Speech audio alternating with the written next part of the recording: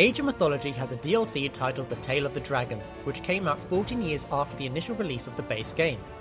This, combined with the fact it centers around a new Chinese civilization, means that it was totally not a cash grab for Chinese audiences. Now let's get started on the story of disappointment and wasted potential, but enough about my video. Here is The Tale of the Dragon. China is suffering an onslaught of bad events, floods, plagues, and terrible voice actors. Concerned with the current bad state of his empire, the Chinese emperor summons his two best generals, Zhao Long and the emperor's own son, Evil McEvilface. The emperor sends them out to find out why his empire is in turmoil.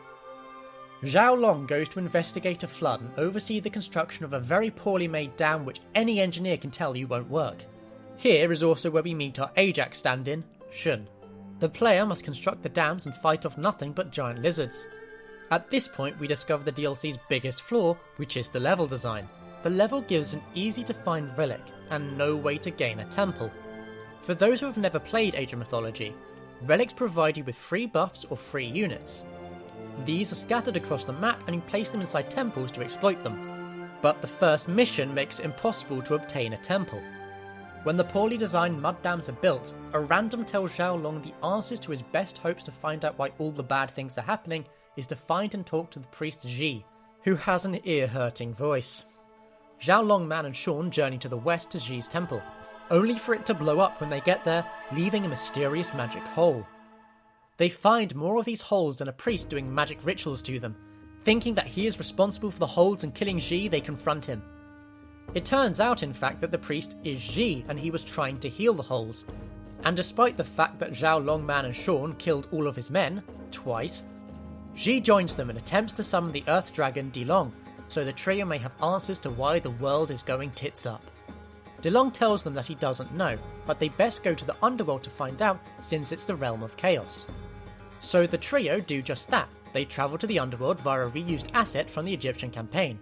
But before they can enter the passageway, Evil McEvilface attacks with a giant army which you must defeat. After Evil McEvilface retreats, the trio go down to beat up Chaos. Not the King of Chaos, but Chaos itself, which is like trying to change a light bulb by wrestling the sun. Somehow this works and Chaos tells the trio that the forces of Yin and Yang are out of whack, and they must find Pangu, who will restore balance. Back on the surface, the trio discover the ruins of a city and beat the crap out of some dragons.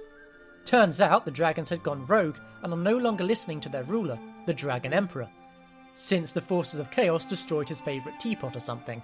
He requests the heroes' help and tells them where to find Pangu. On their way to find Pangu, the trio get lost in a giant bamboo forest, but a chance to get through the forest arrives when the great vermilion bird finds them.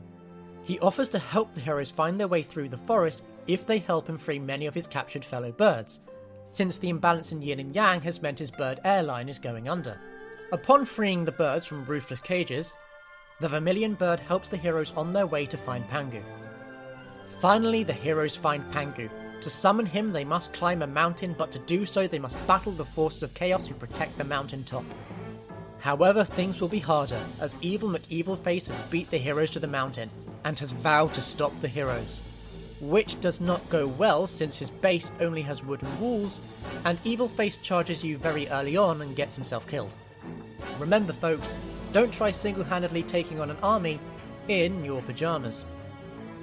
After fighting their way to the top of the mountain and beginning the process to summon Pangu, the forces of chaos attack en masse.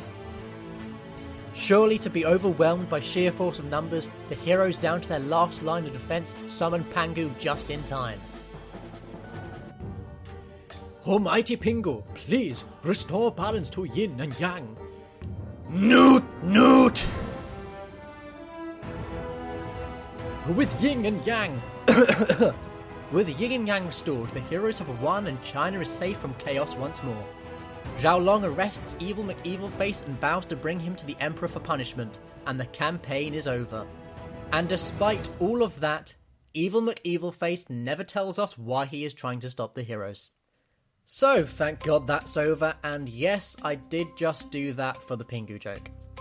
So I have the issue now that there's no more Age of Mythology videos to be made, and I don't know if I should do more terrible recaps of video games or non-video game stories, Or I should try finish my previous stories with the new recap style, or I should try do some new stories and start from scratch. I honestly don't know, and I would greatly appreciate some feedback.